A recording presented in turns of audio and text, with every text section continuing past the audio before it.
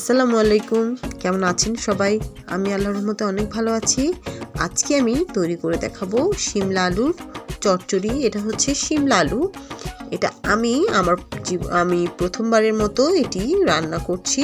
এটি অন্যরকম একটি সবজি। আমি সাধারণত বাংলাদেশে এটা দেখিনি। তো সেদিন আমরা যখন বাজারে যাচ্ছিলাম তখন এটা পেয়েছি।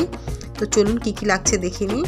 আমি শিমলা আলুগুলোকে এভাবে খোসাটা ছাড়িয়ে কুচি কুচি করে কেটে নিয়েছি। লাগছে কাচকি, শুটকি, আপনারা চাইলে অন্য কোনো শুটকি ইউজ করতে পারেন। পেঁয়াজ কলি নিয়েছি রসুন কুচি, পেঁয়াজ কুচি, নিয়েছি হলুদ এবং মরিচের গুঁড়ো, লবণ এবং রান্নার জন্য তেল। শিমলা আলুগুলোকে প্রথমে আমি একটু সেদ্ধ করে নিচ্ছি। একটু ভালো পরিমাণেই সেদ্ধ করতে হবে। এটা একটু শক্ত টাইপের একটি সবজি।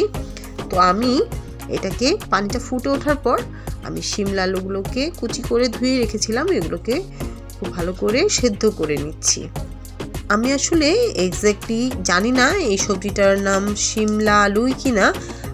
আমি যে বিক্রেতার কাছ থেকে এই সবজিটি কিনেছি, উনি আমাকে এটি বললেন যে এটি শিমলা আলু। তো আপনারা যদি এই সবজিটা কেউ খেয়ে থাকেন বা রান্না করে থাকেন, আমাকে একটু প্রসেস বা এটার আসলে নামটা শিমলা আলু কিনা এটা আমাকে একটু কষ্ট করে জানাবেন। আমি এটাকে সেদ্ধ করে নিয়েছি। এখন অন্য একটি চুলায় আমি পেঁয়াজ, রসুন ও পেঁয়াজ কলি দিয়ে কিছুক্ষণ ভেজে নিচ্ছি। এখন যেহেতু পেঁয়াজ কলির সিজন চলছে, তাই আমি এটা ব্যবহার করেছি। আপনারা চাইলে এটা স্কিপ করতে পারেন। তো এটাকে খুব ভালো করে আমি কিছুক্ষণ ভেজে নিচ্ছি। এই শিমলা আলুটা আমি প্রথমবারের মতন আমার কিচেনে রান্না করেছি এবং আমরা খেয়েছি। আমাদের কাছে বেশ ভালোই লেগেছে। আপনারা কেউ যদি এটা রান্না করে থাকেন, অন্য কোনো রেসিপি থাকে বা অন্য কোনো নামে জানেন, আপনারা প্লিজ আমাকে দয়া করে আমার ভিডিওর কমেন্টে একটু জানাবেন।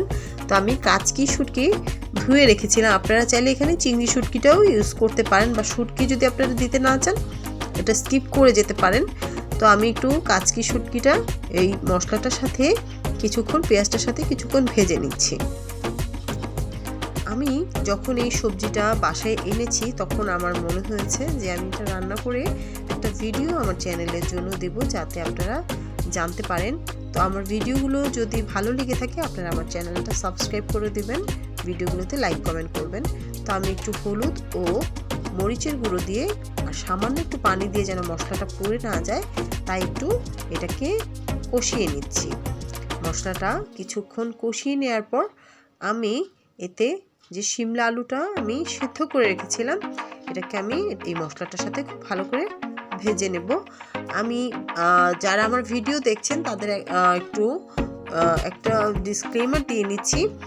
এই শিমলা আলুটাকে বেশ অনেকক্ষণ সময় নিয়ে সেদ্ধ করতে হবে। এটা নর্মাল আলুর মতো না, এটা সেদ্ধ হতে অনেকটা সময় লাগে এবং খেতে অনেকটা আমরা কাঁঠালের বিচি যেটা রান্না করার পর যেমন হয়, এটা অনেকটা আমার কাছে ওরকমই লেগেছে।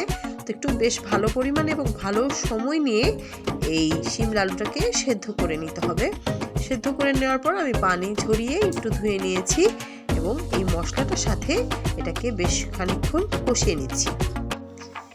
এই শিমলা আলুটিকে মশলার সাথে বেশ কিছুক্ষণ ভালো করে ভেজে নেওয়ার পর আমি এখানে সামান্য একটু পানি দিয়ে এটাকে ঢেকে দিচ্ছি।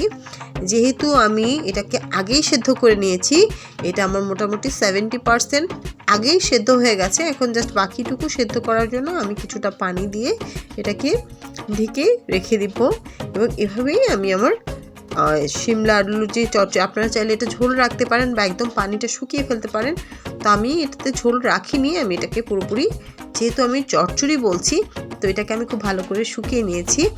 আমার রান্নাগুলো আপনাদের যদি ভালো লেগে থাকে, আমার চ্যানেলটা সাবস্ক্রাইব করে দিবেন এবং আমাকে অনেক ভালোবাসা দেবেন, আমার জন্য দোয়া করবেন।